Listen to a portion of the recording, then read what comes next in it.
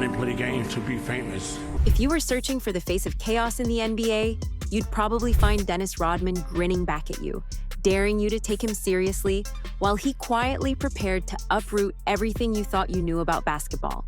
Rodman wasn't just a player, or even just an agitator. He was the embodiment of He just wants it a little bit more than everybody else right now. all the rules that shouldn't work, and somehow did. For more than a decade, teams across the league would spend sleepless nights trying to plan for him. Broadcasters scrambled to find new words for his antics, and opposing superstars eventually just surrendered to the fact there was nothing ordinary or predictable about the man known as the Worm. It was more than his painted hair, tattoo sleeves, or the larger-than-life off-court persona.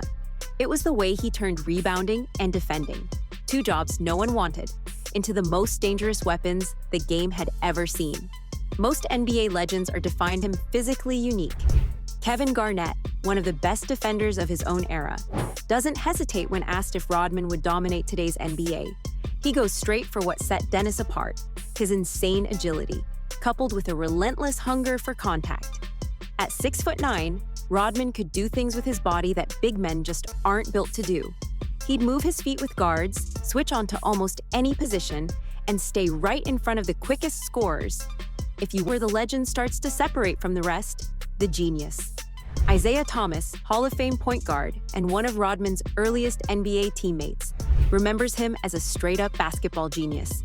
In the Every Player, Rodman mapped it out like a chess master predicting moves 8 turns in advance. So when the game started and a rebound came flying off the rim, it just looked like luck to casual fans.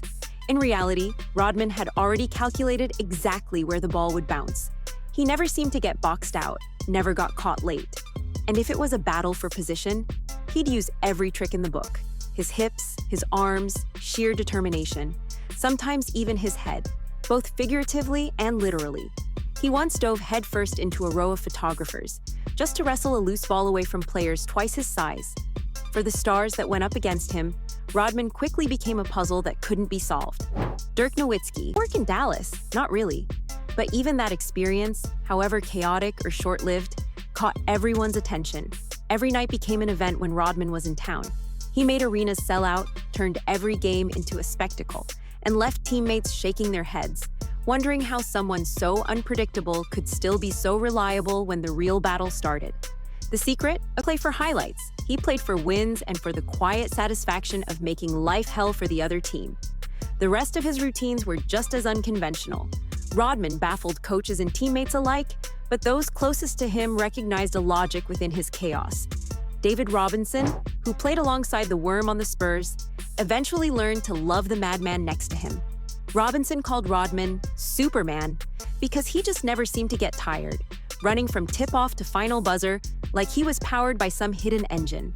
Robinson knew he always had a warrior with him, but within hours, he'd be back on the court, ready to chase down the league's toughest rebounders and hand-check the biggest stars. It's easy to think the wild child image was all there was. But beneath the tattoos and piercings, Dennis Rodman was, secretly, one of basketball's most intelligent players. Every detail, every antic was calculated. Rodman never stopped adjusting. He did what needed to be done, no matter how strange it looked from the stands. That's what made him the most dangerous defender the game ever saw.